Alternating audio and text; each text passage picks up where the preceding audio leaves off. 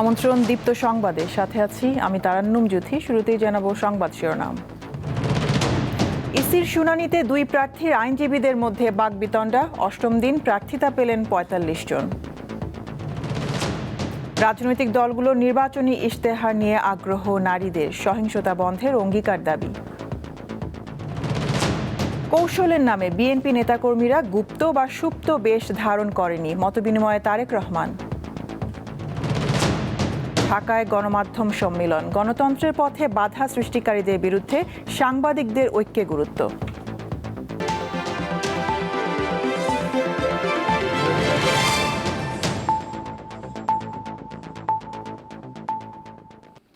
ইসিতে appeal শুনানির অষ্টম দিন বিএনপির আব্দুল আউয়াল মিন্টু ও এনসিপির হাসনাত আবদুল্লাহর আইনজীবীদের মধ্যে বাকবিতণ্ডা হয়েছে।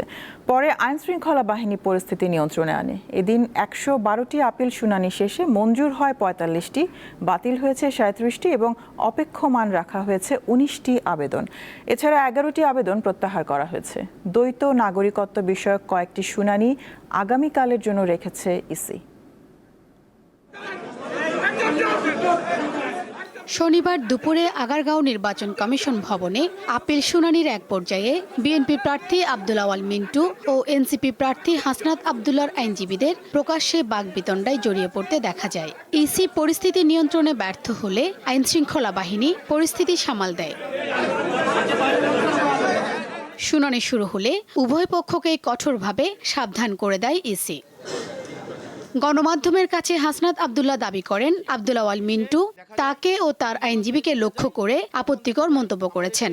আব্দুল আউয়াল মিন্টু এক আইনজীবীর কাছে তেরে আসেন, জহিরুল ইসলাম মুসার দিকে তেরে আসেন, তেরে উনাকে ব্লাডি সিটিজেন হিসেবে উনাকে বলেন যে উনি একটা ব্লাডি সিটিজেন এবং উনি হচ্ছেন এলিট ব্রিড।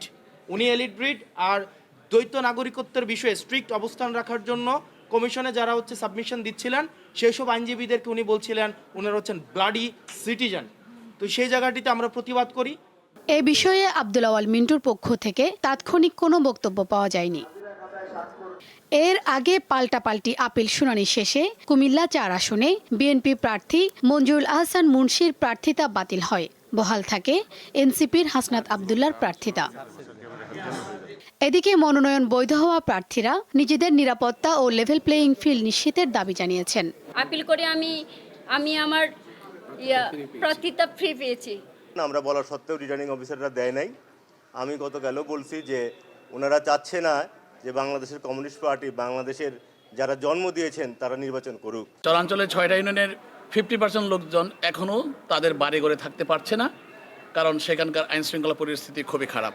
শুনানির অষ্টম দিন দুপুর পর্যন্ত দ্বৈত নাগরিকত্ব বিষয়ক কয়েকটি শুনানি করলেও বাকিগুলো আগামীকালের জন্য রেখেছে ইসি। শনিবার সকালে আচরণবিধি লঙ্ঘনের কারণ দর্শানোর নোটিশের জবাব দিতে ইসিতে যান বাংলাদেশ খেলাফত মজলিসের আমির মামুনুল হক। এ সময় তিনি মিথ্যা তথ্য সহ বিভিন্নভাবে তাকে হয়রানির অভিযোগ করেন। না করেই আমাকে শোকজ নোটিশ দেওয়া হয়েছে। শিউলি শবনম, দীপ্ত সংবাদ, ঢাকা।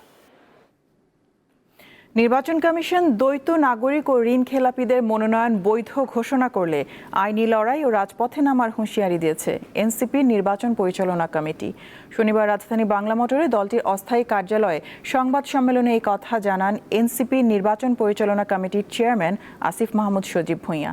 এ সময় তিনি বলেন, নির্বাচন কমিশনের জন্য আগামীকাল রেড লাইন। ২৪-এর গণ অভ্যুত্থানের পর কোনোভাবেই যেন একটি নির্বাচন এই দেশে অনুষ্ঠিত হতে দেয়া হবে না। প্রয়োজনে আবার নির্বাচন কমিশন পুনর্গঠন করা হবে বলেও জানান আসিফ মাহমুদ।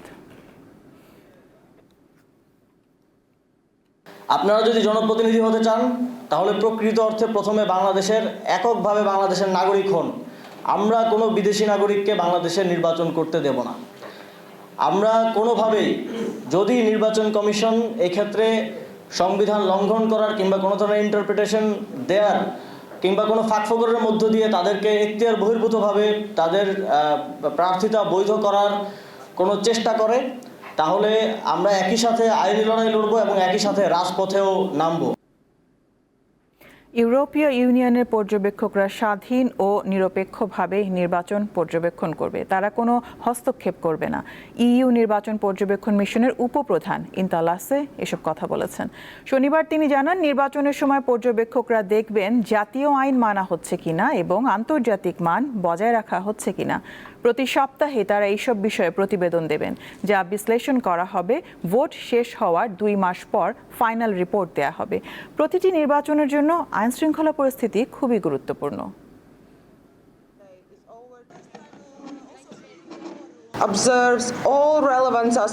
নির্বাচনী অফিস, প্রার্থী, মাঠের পরিস্থিতি সব তুলে ধরে নির্বাচনের আগে প্রতি সপ্তাহেই প্রতিবেদন পাঠাবে। নির্বাচনের 2 দিন পর পূর্ণাঙ্গ প্রতিবেদন তুলে ধরে সংবাদ সম্মেলনে চূড়ান্ত মতামত তুলে ধরা হবে। দেশের স্বার্থ রক্ষা করে যুক্তরাজ্য সহ অন্যান্য দেশের সাথে বিএনপি কাজ করবে বলে জানিয়েছেন দলটির যুগ্ম মহাসচিব হুমায়ুন কবির। শনিবার সন্ধ্যায় বিএনপির গুলশান কার্যালয়ে বিএনপি চেয়ারম্যান তারেক রহমানের সাথে তিনটি দেশের রাষ্ট্রদূতের সাক্ষাৎ শেষে সাংবাদিকদের তিনি একথা জানান। হুমায়ুন কবির জানান, যুক্তরাজ্য, নেপাল ও ভুটানের রাষ্ট্রদূতরা দেখা করলে রাষ্ট্র বিনির্মাণে নিজের পরিকল্পনার কথা তুলে ধরেন তারেক রহমান। এ সময় রাষ্ট্রদূতরা তারেক রহমানের পরিকল্পনাকে স্বাগত জানিয়ে পাশে থাকার অঙ্গীকার ব্যক্ত করেন। নির্বাচনের পরিবেশ নিয়ে রাষ্ট্রদূতরা সন্তুষ্ট হল বলেও জানান হুমায়ুন কবির। বিএনপি মহাসচিব মির্জা ফখরুল ইসলাম আলমগীর ও দলের স্থায়ী কমিটির সদস্য আমির খুসরো মাহমুদ চৌধুরী এ সময় উপস্থিত ছিলেন।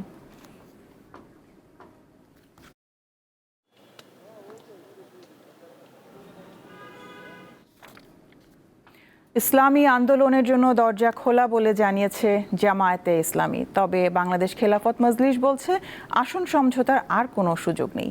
জামায়াত নির্বাচনী প্রচার শুরু করবে 22 জানুয়ারি। এছাড়া নির্বাচনী ইশতেহার চূড়ান্ত হয়েছে বলেও জানিয়েছে দলটি।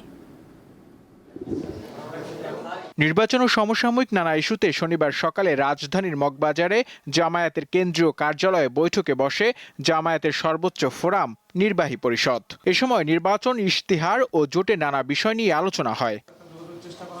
বৈঠক চলাকালীন জামায়াতের অফিসে যান বাংলাদেশ খেলাফত মজলিসের আমির মামুনুল হক। নিজেদের ব্যর্থতায় 11 দলীয় জোট শেষ পর্যন্ত টিকেনি বলে জানান তিনি। যে বক্তব্যটা আমির জামাতের পক্ষ থেকে এসেছে, সেই বক্তব্যের মূল অর্থ হলো যে যেই প্রক্রিয়ার মধ্য দিয়ে বর্তমানে বাংলাদেশ চলছে, যেই প্রক্রিয়ার মধ্য দিয়ে নির্বাচন হচ্ছে, যেই প্রক্রিয়ার মধ্য দিয়ে এখন সাংবিধানিক যে বাধ্যবাধকতার মধ্য দিয়ে আমাদেরকে রাজনীতির ধাপে ধাপে অগ্রসর হতে হচ্ছে, এই প্রক্রিয়ার মধ্য দিয়ে এক দফায় হঠাৎ করেই একসাথে একদিনেই ইসলামী শরিয়ার পরিপূর্ণ আইন বাস্তবায়ন করা সম্ভব না। এই সম্ভাব্যতার জায়গাটাই উনি বলেছেন। আমি মনে করি এতটুকুই। কাজেই কোনো কথার মধ্যে এখানে মানে কন্ট্রাডিকশন আমি দেখছি না খুব একটা। আমরা কারো ষড়যন্ত্রের এটাকে কৌশল মনে করছি না। আমরা মনে করছি যে এটা আমাদের ব্যর্থতা, যে আমরা সকলে মিলিত হয়ে থাকতে পারলাম না। রাজনীতিতে শেষ বলে কিছু নেই জানিয়ে তিনি বলেন, ভেঙে পড়া সমঝোতা 12 ফেব্রুয়ারির আগে ঠিক হতে পারে, তবে আসন নিয়ে সমঝোতার সুযোগ নেই। এই 19 তারিখের আগে এখন আর অন্য কোনো কিছুর এই মুহূর্তে সম্ভাবনা দেখছি না। বরং আমরা এটাই ধরে নিয়েছি গতকালকের ইসলামী আন্দোলন বাংলাদেশের প্রেস ব্রিফিংয়ের পরে, যে ওনারা 300 আসনেই এককভাবে নির্বাচন করছেন, সেটা ধরে নিয়ে এখন আমরা আমাদের কর্মপরিকল্পনা সাজাচ্ছি। পরে জামায়াতের সহকারী সেক্রেটারি জেনারেল এহসানুল মাহবুব জুবায়ের বলেন, ইসলামী আন্দোলন বাংলাদেশের জন্য দরজা সব সময় খোলা আছে।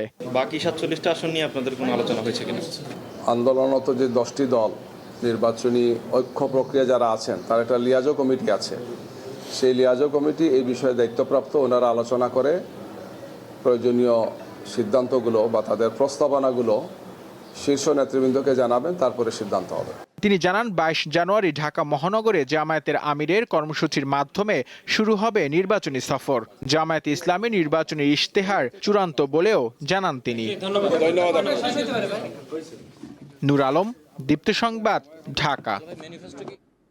রাজনৈতিক দলগুলোর নির্বাচনী ইশতেহারে নারীর সামাজিক, রাজনৈতিক ও অর্থনৈতিক ক্ষমতায়ন নিশ্চিত এবং নারীর প্রতি সহিংসতা বন্ধের অঙ্গীকারকে গুরুত্ব দেওয়ার দাবি জানিয়েছে উইমেন ইন ডেমোক্রেসি। শনিবার এক আলোচনা সভায় বক্তারা জানান, রাজনৈতিক দলগুলোকে ঐক্যবদ্ধ হয়ে নারীর অধিকার নিয়ে কাজ করতে হবে।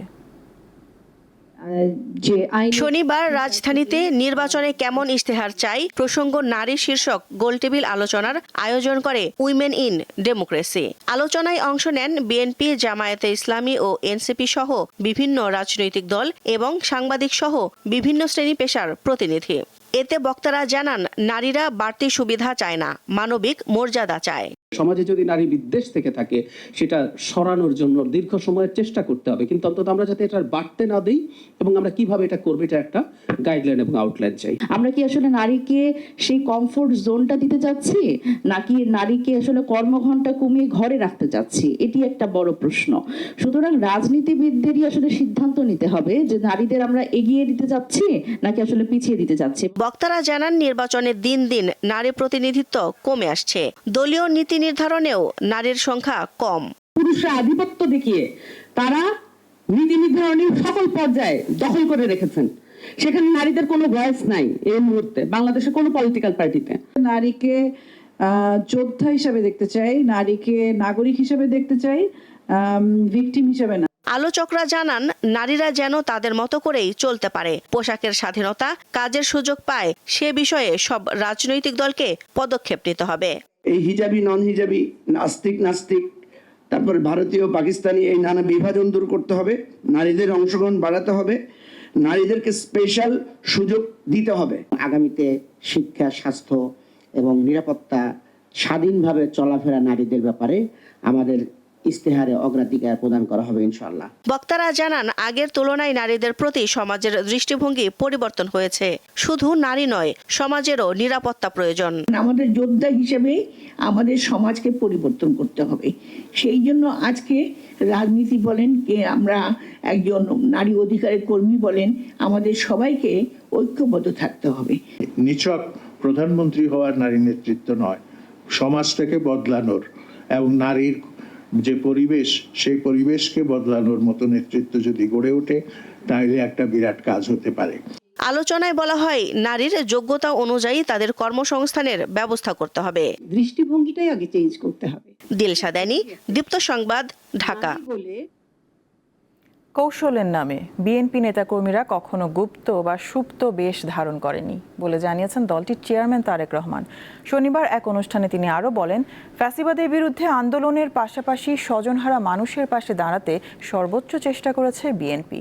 গুম, খুন ও নির্যাতনের শিকার ব্যক্তিদের পরিবারের সঙ্গে মতবিনিময় করেন তারেক রহমান। বিগত আওয়ামী লীগ সরকারের আমলে গুম, খুন ও নির্যাতনের শিকার হয় অসংখ্য মানুষ। এবার সেই সব ব্যক্তি ও তাদের পরিবারের সঙ্গে মতবিনিময় অনুষ্ঠানে মিলিত হলেন বিএনপির চেয়ারম্যান তারেক রহমান। রাজধানীর চীনমৈত্রী আন্তর্জাতিক সম্মেলন কেন্দ্রে শনিবার এর আয়োজন করে বিএনপি পরিবার ও মায়ের ডাক, যেখানে ভুক্তভোগী পরিবারের সদস্যরা জানান, যাদের তুলে নেওয়া হয়েছে তাদের শেষ পরিণতি কি হয়েছে তা এখনো অজানা। এ সময় তারেক রহমানকে কাছে পেয়ে কেঁদে ওঠেন কেউ কেউ। চোখের পানি ধরে রাখতে পারেননি খোদ বিএনপির চেয়ারম্যান।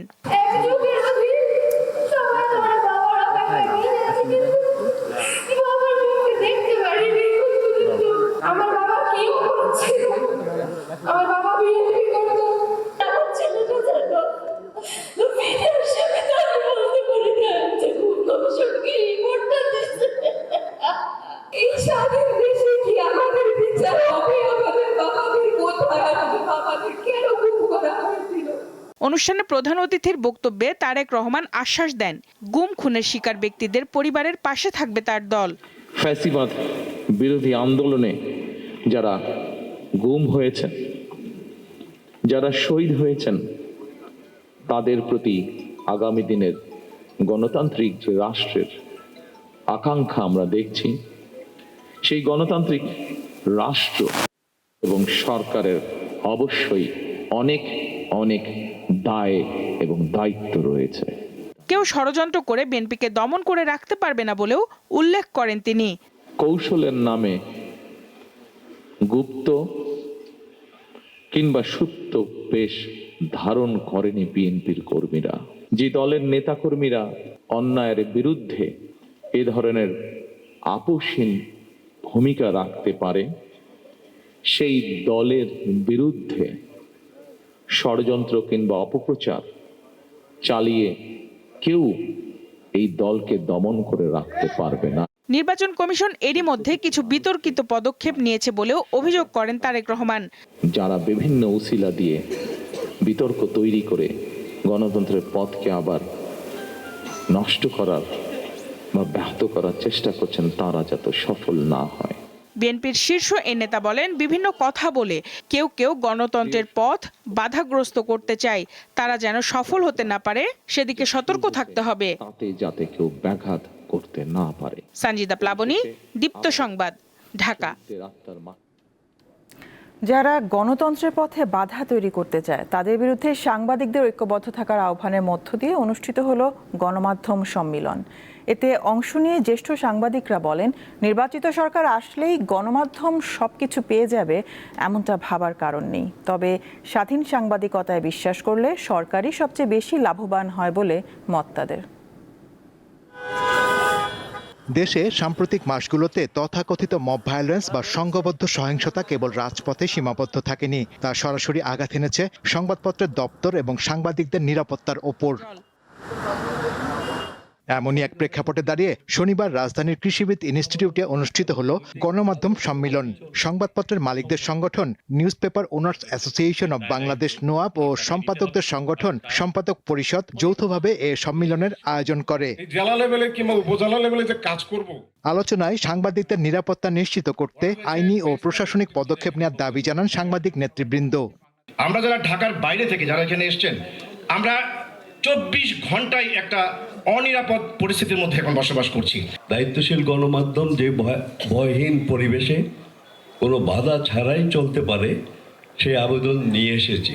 দুইটি পত্রিকার কার্যালয়ে হামলা ও অগ্নি সংযোগের কড়া সমালোচনা করেন সম্পাদকরা, গুরুত্ব দেন স্বাধীন সাংবাদিকতায়।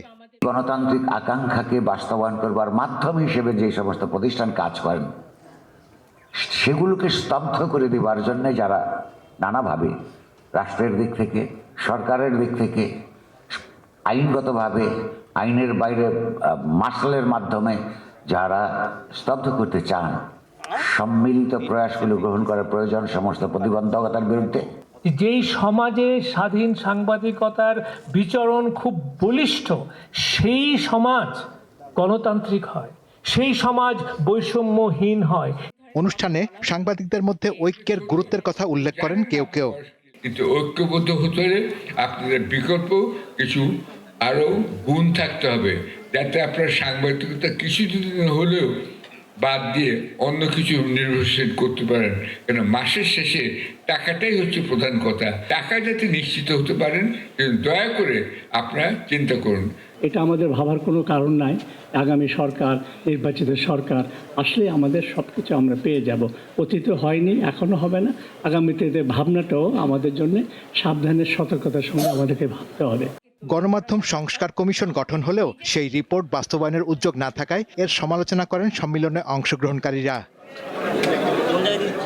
শাহরিয়ার ইমন, দীপ্ত সংবাদ, ঢাকা। পঞ্চগড়ে নতুন নেতৃত্ব গড়া ও জেলার উন্নয়নে তরুণদের ভাবনা ও প্রস্তাবনা সংকলনে ছায়া সংসদ অনুষ্ঠিত হয়েছে। 2 দিনব্যাপী এই আয়োজনে শিক্ষা, স্বাস্থ্য, নিরাপত্তা, অর্থনৈতিক অঞ্চল, পর্যটন, চা ও পাথর শিল্প নিয়ে কথা বলেন তরুণ তরুণীরা। পঞ্চগড় জেলার উন্নয়নে তরুণদের ভাবনা নির্ভর সংসদীয় অনুশীলনে এক প্ল্যাটফর্মে দাঁড়িয়েছে এক ঝাঁক তরুণ। এ ছায়া সংসদে তারা তুলে ধরেন নিজ নিজ এলাকার সমস্যার কথা। সীমান্তবর্তী জেলা হওয়ায় অবৈধ অনুপ্রবেশ, চোরাচালান ও মাদক পরিবহনের ঝুঁকি তুলনামূলক অধিক। পঞ্চগড় সদর উপজেলার ব্যারিস্টার জমির উদ্দিন সরকার কলেজিয়েট ইনস্টিটিউট প্রাঙ্গণে এই ইউথ পার্লামেন্টের আয়োজন করা হয়। জাতীয় সংসদের আদলে এই ছায়া সংসদ অনুষ্ঠিত হয়। পঞ্চগড় 1 আসনের আটোয়ারি, পঞ্চগড় সদর ও তেঁতুলিয়া উপজেলার 250 জন বিতার্কিক এতে যোগ দেন। তারা 23টি ইউনিয়ন, 216টি ওয়ার্ড ও একটি পৌরসভার প্রতিনিধি। অবকাঠামোগত দুর্বলতা, শিল্পায়নের অভাব এবং সীমিত কর্মসংস্থানের কারণে কাঙ্ক্ষিত অর্থনৈতিক উন্নয়ন থেকে বঞ্চিত প্রত্যন্ত অঞ্চলের বিষয়গুলো আমরা এখানে তুলে ধরেছি। পর্যটন শিল্প এবং চা ও পাথর শিল্প নিয়ে আমরা এই বিলগুলো উত্থাপন করেছি। সংসদে শিক্ষা, স্বাস্থ্য, নিরাপত্তা, অর্থনৈতিক অঞ্চল, পর্যটন, চা ও পাথর শিল্প নিয়ে বিল উত্থাপিত হয়, যা পরবর্তীতে স্থানীয় সংসদ সদস্যদের কাছে পাঠানো হবে। এই বিলগুলো আসলে স্থানীয় জনপ্রতিনিধিদের কাছে পাঠিয়ে দিব। তার মাধ্যমে আসলে তারা আসলে নতুন যারা আসলে যুব সমাজ, তাদের চিন্তাধারা, তাদের এলাকা ভিত্তিক যে সমস্যা, তাদের যে এলাকার যে সম্ভাবনা, সেগুলো যেন তারা জানতে পারে। আয়োজকরা জানান, এখানে পঞ্চগড়ের একেবারে প্রান্তিক পর্যায় থেকে তরুণরা তাদের সংসদীয় আসনের সমস্যা ও সমাধান নিয়ে কথা বলেছেন। তাদের বিভিন্ন ধরনের প্রশিক্ষণ দেওয়া, তাদেরকে আত্মনির্ভরশীল করে তারা যেন তাদের বিভিন্ন দেশে তাদের স্থান করে নিতে পারে। তরুণদের সঙ্গে কাজ করা এটা আমাদের জন্য অত্যন্ত গুরুত্বপূর্ণ। এরপরে আমরা যেটা করব সেটা হচ্ছে ছায়া জাতিসংঘ। এই ছায়া সংসদ আয়োজনে সহায়তা করে হাজী মোহাম্মদ দানেশ বিজ্ঞান ও প্রযুক্তি বিশ্ববিদ্যালয়, ডিবেটিং সোসাইটি, ক্রিয়েটিভ অলিম্পিক এবং পঞ্চগড় পায়োনিয়ার। সাদিয়া চৌধুরী, দীপ্ত, বার্তা কক্ষ।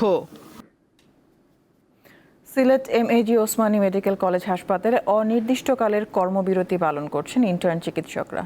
এতে ব্যাহত হচ্ছে চিকিৎসা সেবা, ভোগান্তিতে পড়েছেন রোগীরা। আন্দোলনকারীরা জানান, শুক্রবার রাতে হাসপাতালের 4 তলার 4 নম্বর সার্জারি ওয়ার্ডে রোগী ও তাদের স্বজনদের সঙ্গে ইন্টার্ন চিকিৎসকদের বাকবিতণ্ডা হয়। এক পর্যায়ে চিকিৎসায় অবহেলার অভিযোগ এনে ইন্টার্ন চিকিৎসকদের উপর হামলা চালায় রোগীর স্বজনরা। এতে এক নারী ইন্টার্ন চিকিৎসক আহত হন। খবর পেয়ে পুলিশ ঘটনাস্থলে পৌঁছে পরিস্থিতি নিয়ন্ত্রণে আনে। এই ঘটনায় হাসপাতালের ইন্টার্ন চিকিৎসকরা অবিলম্বে দোষীদের গ্রেপ্তার ও দৃষ্টান্তমূলক শাস্তির দাবি জানান। এই ঘটনায় হাসপাতাল কর্তৃপক্ষ 5 সদস্যের তদন্ত কমিটি গঠন করেছে। ময়মনসিংহ মেডিকেল কলেজ হাসপাতালের নতুন ভবনের 6 তলার শিশু ওয়ার্ডে অগ্নিকাণ্ডের ঘটনা ঘটেছে। তবে এতে হতাহতের ঘটনা ঘটেনি বলে জানিয়েছে হাসপাতাল কর্তৃপক্ষ। শনিবার বিকাল 4:30টার দিকে এই অগ্নিকাণ্ডের ঘটনা ঘটে। ফায়ার সার্ভিসের 9টি ইউনিটের চেষ্টায় প্রায় 45 মিনিট পর আগুন নিয়ন্ত্রণে আসে। ফায়ার সার্ভিস জানিয়েছে, 8 তলা ভবনের 6 তলার একটি স্টোর রুম থেকে আগুনের সূত্রপাত হয়। জীবন বাঁচাতে অসুস্থ শিশুদের নিয়ে স্বজনদের তাড়াহুড়ো করে সিঁড়ি দিয়ে নিচে নামতে দেখা যায়। আগুন লাগার পরপরই শিশু, হৃদরোগ ও অন্যান্য বিভাগের রোগীদের নিচে নামিয়ে নেয় হাসপাতাল কর্তৃপক্ষ।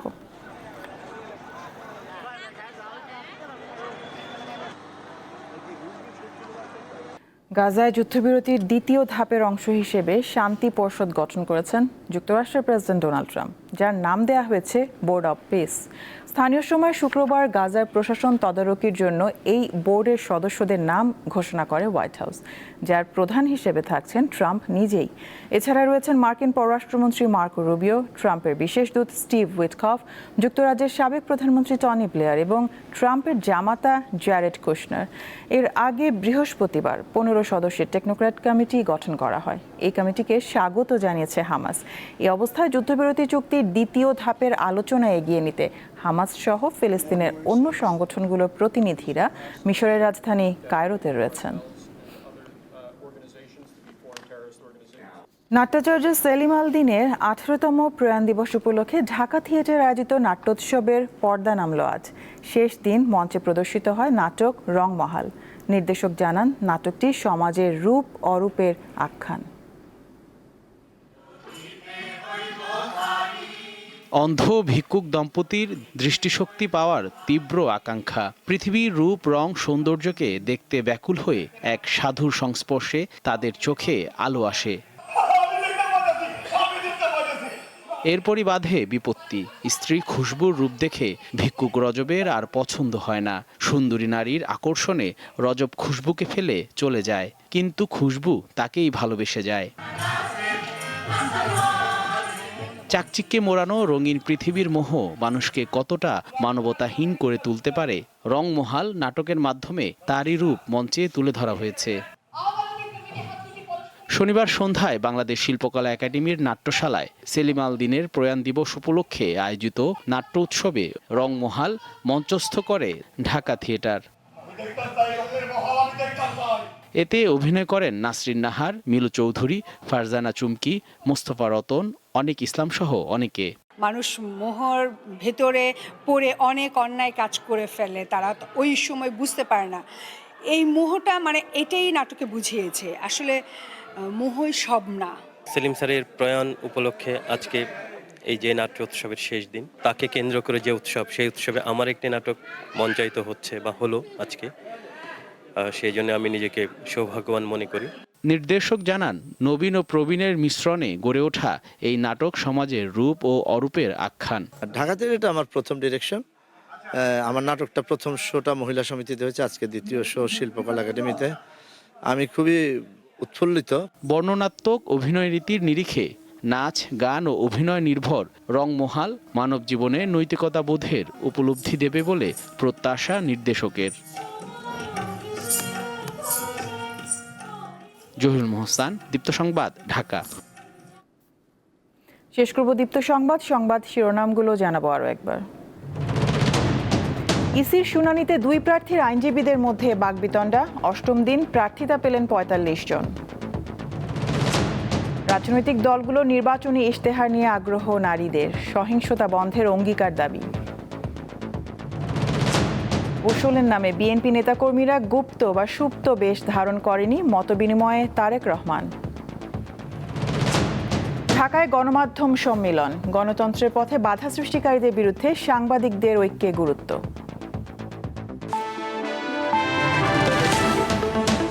এ ছিল এখনকার মতন। আমি তারান্নুম জিথি বিদায় নিচ্ছি। দর্শক, আরও তথ্য বিনোদনের সংবাদ জানতে যুক্ত থাকুন দীপ্ত টিভি ডিজিটাল প্ল্যাটফর্মগুলোতে। এতক্ষণ সাথে থাকার জন্য ধন্যবাদ সবাইকে।